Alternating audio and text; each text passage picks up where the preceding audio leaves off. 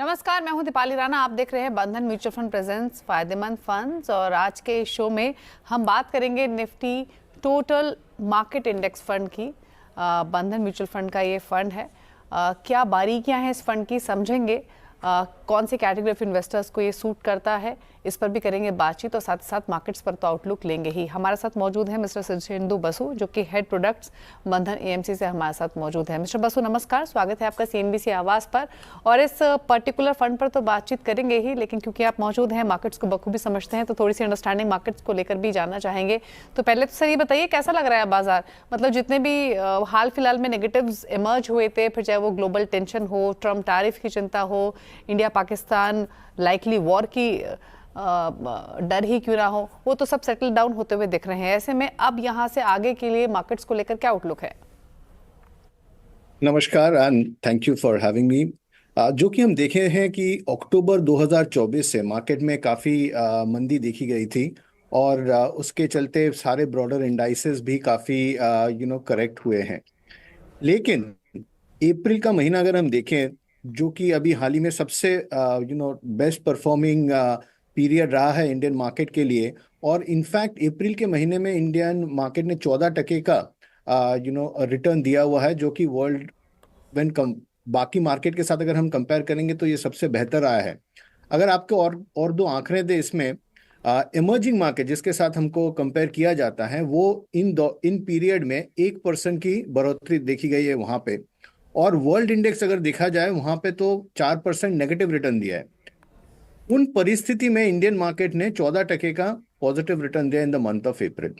और जाहिर सी बात है कि ये जो मूव आई हुई है, कुछ स्टेबिलिटी जो कि जियो पॉलिटिकल और जियो इकोनॉमिक, आज के तारीख में ये दोनों बहुत ही इंपॉर्टेंट एस्पेक्ट्स है जो कि मार्केट का मूवमेंट को डिफाइन कर रही है। अभी जियो इकोनॉमिक्स, टैरिफ रिलेटेड जो कंसर्न मार्केट में आई हुई है, जिसके चलते में काफी करेक्शन और वोलेटिलिटी सबसे इंपॉर्टेंट देखी गई है, वो थोड़ा पॉज होना या सबसाइड होने के चलते मार्केट में उछाल देखी गई है।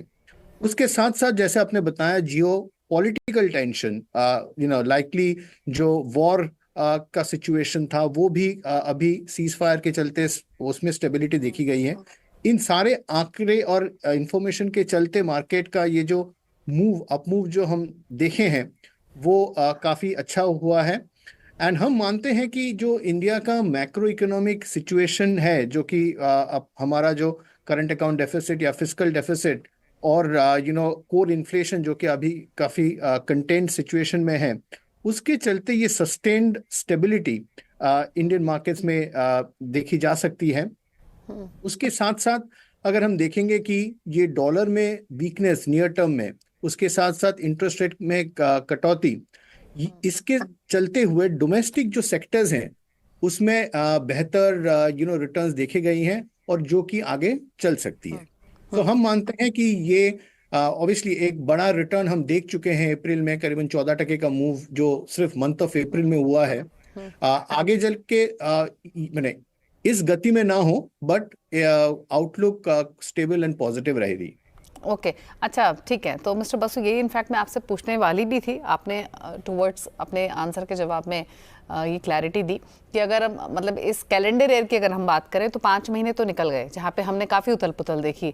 एक समय ऐसा भी था जब लग रहा था कि सब बेच देना चाहिए, इस मार्केट में कैश पे बैठना चाहिए, और अचानक से अप्रैल में बिल्कुल एंटिसिपेट भी नहीं किया था किसी ने कि इस तरीके के रिटर्न्स आते हुए दिखाई देंगे।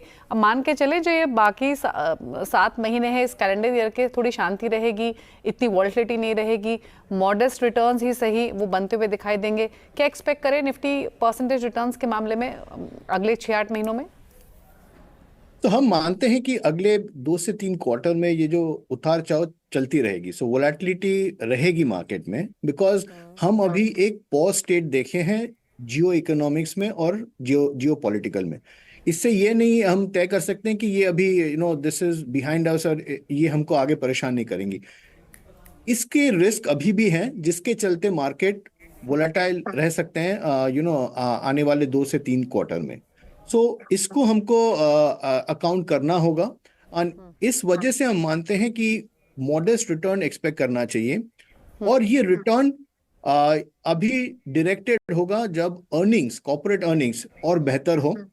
अभी जो एक्सपेक्टेड अर्निंग्स है, जबकि ये जून का क्वार्टर के बाद आंकड़े आएंगे कंपनीज के, वो अगर बेहतर हो तो ये रैली आगे चल सकती है, वरना एक मॉडेस्ट और स्टेबल मूव हम एक्सपेक्ट करेंगे विद काफी वोलेटिलिटी अगले 2-3 क्वार्टर में। अच्छा, जिस वॉलेटिलिटी की हम बात कर रहे हैं उसमें डेफिनेटली एक वजह अर्निंग्स भी रहे हैं। आपने अर्निंग्स का भी जिक्र किया भी मिस्टर बासु। अब तक जो अर्निंग्स आए हैं, मतलब सभी मेजर अर्निंग्स तो मोस्टली आ ही चुके हैं। अर्निंग्स को आपने देखा होगा, क्या अंडरस्टैंडिंग है अर्निंग्स को देखते हुए, मैनेजमेंट कमेंट्री को देखते हुए, कब तक एक्सपेक्ट करें कि थोड़ा रिकवरी या फिर ग्रोथ अर्निंग्स में आते हुए दिखाई देगी? जो आंकड़े अभी तक आए हुए हैं वो broadly in line with market जो एक्सपेक्ट कर रही थी, लेकिन पॉइंट है कि मार्केट एक्सपेक्टेशन भी काफी म्यूटेड था। मार्केट बहुत सी उम्दा या बढ़िया अर्निंग्स एक्सपेक्ट भी नहीं कर रही थी, तो देयरफॉर डिसअपॉइंटमेंट नहीं हुआ है, राइट। तो वो एक चीज है। आगे चलते अर्निंग्स का मोमेंटम आना चाहिए, जो अगर नहीं आती है तो हम मार्केट में करेक्शन फर्दर देख सकते हैं आगे चल के भी।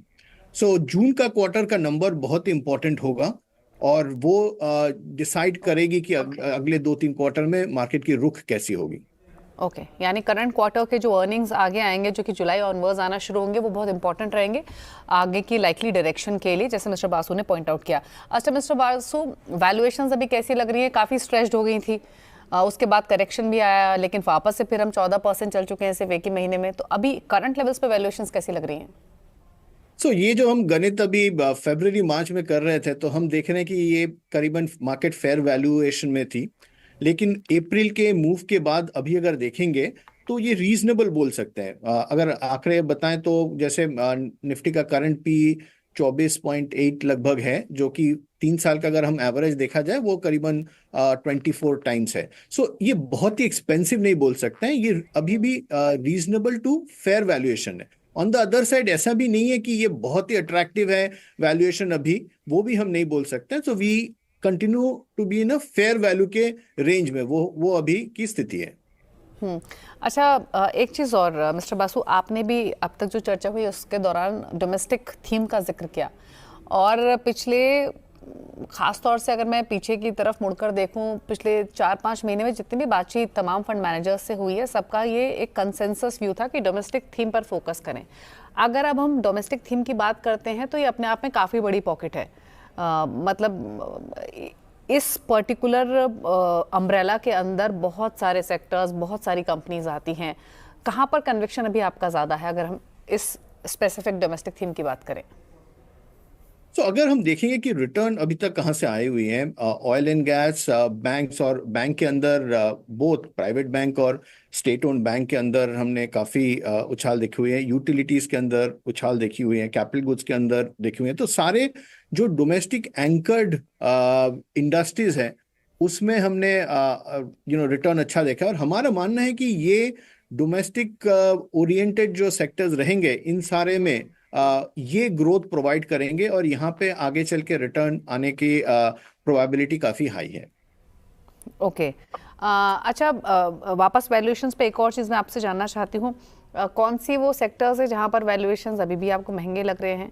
कौन सी वो ऐसी पॉकेट्स है जहाँ लग रहा है कि वैल्यूएशंस अभी बेहतर दिखाई दे रही हैं, अट्रैक्टिव है? देखिए, कहीं पे अट्रैक्टिव नहीं बोल सकते हैं कि रीजनेबल वैल्यूएशन और एक्सपेंसिव वैल्यूएशन के तरीके बोल सकते हैं। Health care as a sector वो हम पसंद करते हैं, जहाँ पे रीजनेबल वैल्यूएशन है वहाँ पे, और जहाँ जहाँ पे करेक्शन, हमने काफ़ी करेक्शन कैपिटल गुड्स इंडस्ट्रियल्स में देखे हुए हैं, तो वो रीजनेबल है। ये जगह रीजनेबल वैल्यूएशन के बेसिस में कॉल लेना होगा, और उसके अंदर भी वो इम्पोर्टेंट चीज होगी कि कंपनी स्पेसिफिक। इन हर सेक्टर के अंदर बहुत सारे कंपनीज हैं जिन्होंने इन टर्बुलेंट टाइम में भी अर्निंग्स ग्रोथ अच्छी दिखाई हुई है, और उनका जो प्रोस्पेक्ट या आउटलुक है वो भी काफी उम्दा लग रहा है। उस वजह से उन पे इंटरेस्ट बनी रहेगी, एंड इसमें एक सेक्टर के साथ साथ इंडिविजुअल कंपनी का रोल काफी महत्वपूर्ण रहेगा आगे चल के। अच्छा, एक थीम जो वापस से अट्रैक्टिव कहें या फिर कहें यूफोरिया जिस थीम को लेकर हुआ है रिसेंटली, वापस से रीएमर्ज हुआ है ये यूफोरिया, वो है defence pocket, defence PSUs specially mister Basu. और अगर आप इन स्टॉक्स के अभी भी वैल्यूएशंस देखें तो कोई बहुत सस्ते नहीं है। एक फैक्ट ये भी है, कई स्टॉक्स तो ऐसे हैं जो अपने 52 वीक हाइज या ऑल टाइम हाइज के नीचे के पास आ चुके हैं, कुछ थोड़ा नीचे हैं डेफिनेटली, लेकिन ऐसा भी नहीं है कि बहुत दूर हैं अपने ओवरऑल हाइज से। क्या करें इस थीम को लेकर, क्योंकि बहुत एप्रीहेंशंस हैं व्यूअर्स के मन में। हमारे कई कॉलर शोज होते हैं, बहुत लोगों से हम इंटरेक्ट करते हैं व्यूअर्स से, सबका सवाल ये होता है कि अभी खरीदें क्या, या जो है सिर्फ उसी को रखें, जो नहीं ले पाए, जिन्होंने रैली मिस कर दी वो क्या करें। कैसा लग रहा है ये पूरा बास्केट? क्या अभी भी यहाँ पर एंट्री लेने की जगह है? हमने पिछले 1-1.5 साल में देखा है, डिफेंस एकदम एक ऑफेंस सेक्टर बन गया था कि वहां पे द रिटर्न सबसे अग्रेसिव हुआ था एंड बहुत ही उम्दा रिटर्न वहां पे निवेशक को मिले थे। अक्टूबर से वही सेक्टर काफी करेक्ट किए थे, और जब भी कोई वॉर का माहौल बनता है तो जाहिर सी बात है कि ये डिफेंस सेक्टर काफी लाइमलाइट में आ जाता है, जो कि हम अभी पिछले 1 से 2 महीने में हम देखे हैं वहां पे, और उसके चलते और एक बड़ा उछाल देखी गई है ये डिफेंस सेक्टर के अंदर। आगे जाके थोड़ा केयरफुल रहना होगा, और जब भी कोई करेक्शन दिखे मार्केट में और स्पेशली इस सेक्टर डिफेंस सेक्टर में, तभी इसमें एक्सपोजर लिया जा सकता है। इसका प्राइस चेस करना may not be the correct thing to do, because इसके वैल्यूएशन के बेसिस में आप कभी भी rather most of the time आप जस्टिफाई नहीं कर पाएंगे कि इसको अभी लेना चाहिए नहीं लेना चाहिए। जब भी आपको करेक्शन मिले इसमें आप देख सकते हैं, क्योंकि फोकस ऑन डिफेंस वो रहेगी। और इसमें 2 पॉइंट है, एक, इट्स नॉट नेसेसरी कि जब भी वॉर हो उस तरीके का सिचुएशन हम चाहें कि वो कतई ना हो, लेकिन जो शिफ्ट हो रही है फ्रॉम ओवरसीज डिफेंस और defence buying internationally to move to making defence domestically, उस मूव में ये सारे डिफेंस रिलेटेड कंपनीज बहुत ही बड़ा बेनिफिशियरी हुए हैं और आगे जाके ये बेनिफिशियरी रहेंगे। तो इसमें कोई डाउट ही नहीं है कि ये sector would continue to be strong, but इसमें कंसर्न रिमेन्स कि इसके वैल्यूएशन थोड़ा रीजनेबल जब भी होए तभी हम देख सकते हैं इसको। बिल्कुल। और इनफैक्ट जब वॉर सिचुएशन नहीं थी तब भी ये थीम चल रही थी। पीएसयू तो एक समय में हमने काफ़ी फ्लेवर में देखा था, सिर्फ डिफेंस पीएसयूज ही नहीं, बाकी सेक्टर की पीएसयूज भी काफ़ी अच्छा परफॉर्म कर रहे थे अगर आप अलग अलग सेक्टर्स से पिक करें। सिमिलरली एक और थीम ऐसी थी जहां पर हमने काफ़ी फ्लोज आते हुए देखे, खूब खरीदा रिटेल ने भी, वो था कैपिटल मार्केट से जुड़े हुए स्टॉक्स। यहाँ भी लगता रहा वैल्यूएशंस महंगी और वो महंगी वैल्यूएशंस में स्टॉक डबल ट्रिपल हो गए। इस बास्केट को लेकर क्या राय है सर आपकी करंट लेवल्स पर, जो कैपिटल मार्केट थीम है पूरी? कैपिटल मार्केट जैसे कि हमने देखें कि मार्केट में अगर मूव करता है, और कैपिटल मार्केट पर से जो सेक्टर है उसके अंदर सब सेक्टर काफी हो गए, राइट, मार्केट रिलेटेड, राइट, और उसमें भी अपॉर्चुनिटी काफी मार्केट लिंक रहती है, राइट। उस वजह से यहाँ पे भी जब भी हमको करेक्शन मिले ये सेक्टर को देखना चाहिए, बिकॉज अगर हम ये इकोनॉमिक ग्रोथ के बारे में जो बात कर रहे हैं, और हम मानते हैं कि इंडिया एक मल्टी डेकेडल अपॉर्चुनिटी है, इंडिया का जो वेल्थ क्रिएशन और कैपिटल मार्केट अपॉर्चुनिटी है कोई 1 साल 2 साल या 5 साल का नहीं है, ये मल्टीपल डेकेड्स की है, और उसमें फिनेंशियल सेक्टर एक बड़ा कैटलिस्ट रहेगा, और इसलिए उसमें निवेश करना बहुत ही लाइकली और एक्सपेक्टेड है। लेकिन आप जब इसमें निवेश करें, थोड़ा ध्यान रखिए कि जब आपको एक अपॉर्चुनिटी मिले, बिकॉज अगर सब चेज कर रहे हैं तो आपको वैल्यूएशन वहां पे महंगी दिखेगी। बिल्कुल, इस वजह से आपको थोड़ा करेक्शन के लिए वेट करना पड़ेगा जब आप इसमें एक्सपोजर ले सकते हैं। चलिए, तो मिस्टर बासु ने मार्केट्स पर राय दी, आगे का आउटलुक दिया उन्होंने, और बताया हमारे व्यूअर्स को कहाँ फोकस रह सकता है, कौन सी थीम्स बेहतर कर सकती हैं, कहाँ थोड़ा सा अलर्ट आपको रहने की ज़रूरत है। क्विकली एक ब्रेक के लिए रुक रहे हैं, जब लौटेंगे तो बात करेंगे बंधन Nifty total market index fund की, इसकी इनसाइट्स को समझेंगे, बारीकियाँ समझेंगे, कौन से इन्वेस्टर्स को ये सूट करेगा उसको भी जानेंगे मिस्टर बासु से एक छोटे से ब्रेक के बाद।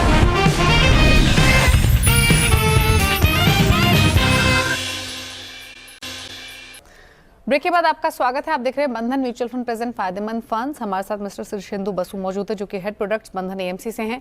और अब बात करते हैं बंधन Nifty total market index fund की। सर सबसे पहले तो यही समझाइए, जो ये टोटल मार्केट इंडेक्स फंड है ये कौन सा फंड होता है, कहाँ एक्सपोजर मिलता है एक इन्वेस्टर को, क्या इनसाइट्स हैं इसकी?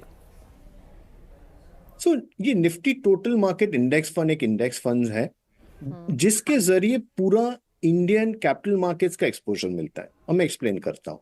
इस इंडेक्स के अंदर 750 यानी 750 स्टॉक्स हैं, राइट, जिसके चलते, और इसका अगर हम ब्रेक डाउन करें, ये सारे मार्केट कैप्स को कवर करते हैं। जैसे कि हम जानते हैं, जो टॉप 100 स्टॉक्स होते हैं उनको लार्ज कैप कहा जाता है। टॉप 100 मार्केट कैपिटलाइज जो कंपनीज होते हैं।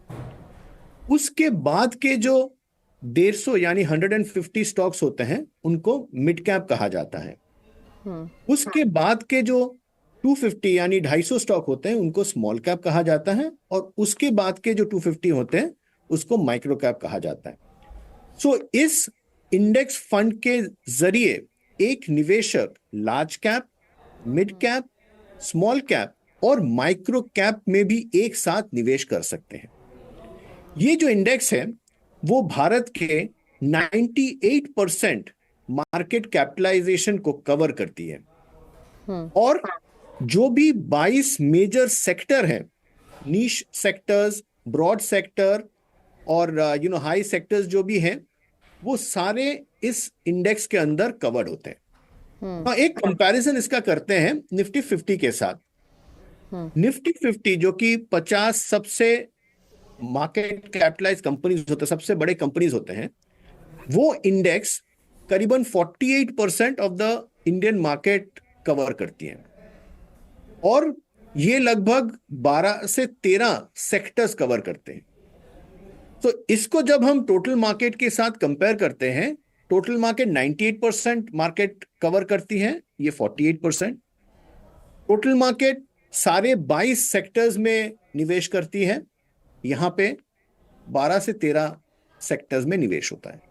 देयरफॉर आप सोच सकते हैं कि ये एक फंड, किसी को अगर एक फंड लेना हो इंडियन मार्केट का ग्रोथ, इंडियन मार्केट में एक्सपोजर के लिए, देन ये Nifty total market index would be very appropriate investment for वो निवेशक के लिए।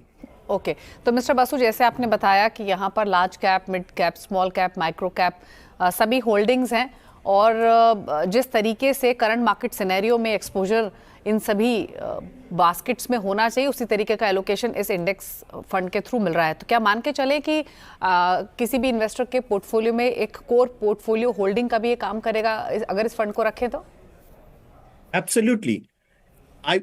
हम मानते हैं कि इससे ज्यादा कोर कोई स्ट्रैटेजी हो नहीं सकती है, बिकॉज ये एक स्ट्रैटेजी के अंदर सारे मार्केट कैप का एक्सपोजर आपको मिल रही है। इस एक स्ट्रैटेजी के चलते आपको सारे सेक्टर्स का एक्सपोजर मिल रही है, और ये एक एवरग्रीन फंड है जो कि हर पॉइंट इन टाइम में रेलिवेंट रहेगा।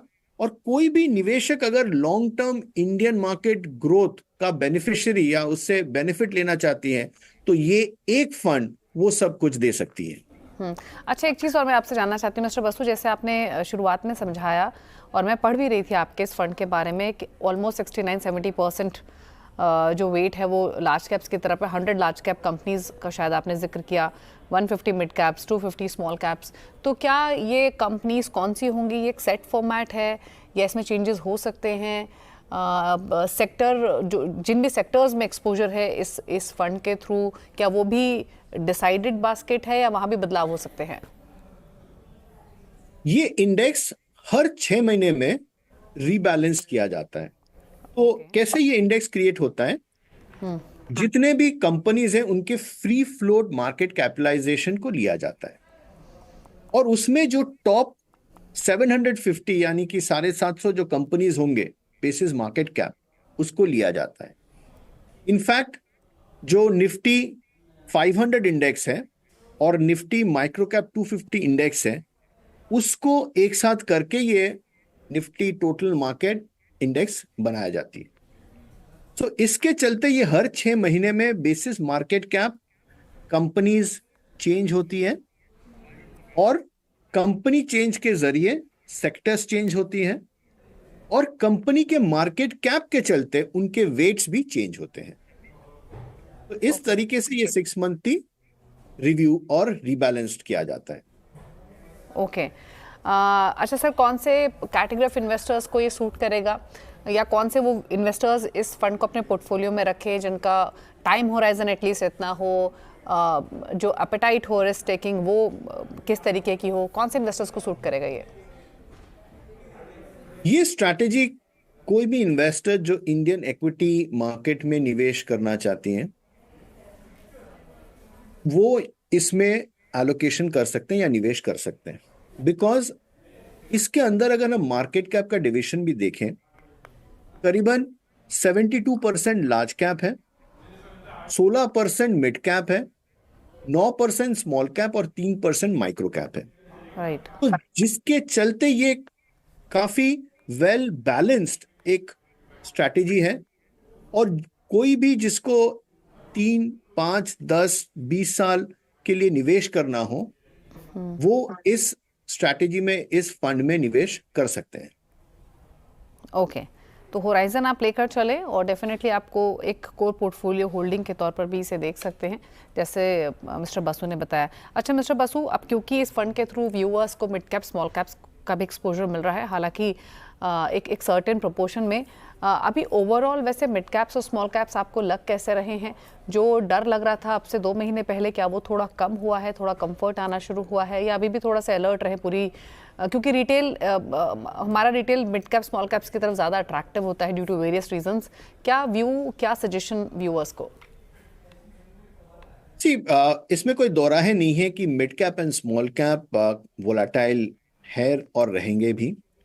हमने देखा है कि जैसे कि ये अक्टूबर 2024 से जब मार्केट में करेक्शन आए, लार्ज कैप के कंपैरिजन में mid and small cap relatively ज़्यादा करेक्ट किए हैं। और इनफैक्ट अगर हम पुल बैक भी देखेंगे उसमें भी अभी रीजनेबल पुल बैक देखी गई। जैसे हमने बताया अप्रैल महीने में करीबन मिड एंड स्मॉल कैप ने भी 11 से 12% वहां पे बढ़ोतरी देखी गई हुई है। So the growth prospect of the mid and small cap from a return stand point वो आगे भी बहुत ही स्ट्रांग और रेलिवेंट रहेगी। और लार्ज कैप के कंपैरिजन में मिड एंड स्मॉल कैप में रिटर्न एक्सपेक्टेशन हायर रखनी चाहिए, और वो होना चाहिए जो कि हम हिस्टोरिकली देखें। लेकिन जो इंपॉर्टेंट पॉइंट है कि जो वोलैटिलिटी है वो, जैसे कि अभी भी मिड और स्मॉल कैप में रिलेटिवली ज्यादा है, वो रहेगी। स्मॉल कैप में सबसे ज्यादा वोलैटिलिटी है अगर हम मिड या लार्ज कैप के साथ कंपेयर करें, वो रहेगा। लेकिन अगर कोई रिटर्न प्रोस्पेक्ट से देखें तो mid and small cap going forward relatively higher return generate कर सकती है। अच्छा, एक लास्ट क्वेश्चन सर आपसे, अगर हम बाकी इंडेक्स फंड से कंपेयर करें या इंडेक्स रिटर्न से कंपेयर करें, फिर चाहे वो निफ्टी 50 हो, नेक्स्ट 50 हो, मिड कैप 150 हो या स्मॉल कैप 50 क्यों ना हो, किस तरीके के रिटर्न्स एक्सपेक्ट करें बाकी इंडेक्स फंड के मुकाबले इस टोटल मार्केट इंडेक्स फंड से? एब्सोल्युटली। पहले अगर हम निफ्टी 50 के साथ ये रिटर्न कंपेयर करें, 3 साल का अगर रिटर्न देखा जाए तो निफ्टी 50 में 14% रिटर्न आया हुआ है, जबकि निफ्टी टोटल मार्केट में 16% रिटर्न निवेशक को मिला हुआ है। और अगर 5 साल को देखा जाए तो जहां पे निफ्टी में 21% रिटर्न आया हुआ है, टोटल मार्केट इंडेक्स में 24% रिटर्न निवेशक को मिला है। सो निफ्टी 50 के चलते कंपेयर करेंगे तो टोटल मार्केट में return most of the period में बेहतर रहा है। लेकिन दिस इज जस्ट एक पहलू। दूसरा कि जो और भी इंपॉर्टेंट पहलू है कि ये जो वोलैटिलिटी है ना, टोटल मार्केट का वोलैटिलिटी द लास्ट 3 ईयर और 5 ईयर एक्चुअली निफ्टी 50 से कम रहा है, जिसके चलते अगर आप रिस्क एडजस्टेड रिटर्न देखेंगे ना तो 3 साल और 5 साल के पीरियड में टोटल मार्केट बेहतर रिस्क एडजस्टेड रिटर्न दिया हुआ है when compared with Nifty 50। So therefore जो overall risk adjusted return parameter से ये बेहतर रहा है। लेकिन अगर आप माइक्रो कैप, मिड कैप या स्मॉल कैप के साथ इसको कंपेयर करेंगे, so definitely mid cap and small cap total market से ज्यादा रिटर्न जनरेट किए हुए हैं। लेकिन उसका रिस्क भी हाई हुआ है। तो अगर कोई निवेशक जो ओवरऑल इंडियन मार्केट के जैसे 98% को कवर करना चाहती है, उसके लिए टोटल मार्केट रहेगा वो कोर पोर्टफोलियो। ओके और सैटेलाइट पोर्टफोलियो के पॉइंट ऑफ व्यू से मिड कैप और स्मॉल कैप एक निवेशक देख सकते हैं। Okay okay thank you mister Basu आने के लिए शो में और सरल भाषा में हमारे व्यूअर्स को समझाने के लिए इस फंड के बारे में, साथ ही मार्केट्स पर भी आपने अपने इनसाइट्स शेयर की, उनके लिए भी thank you so much. Thank you so much for having. इसी के साथ इस खास शो में तो इतना ही। ब्रेक के उस पर भी खबरें जारी है CNBC आवाज पर। नमस्कार।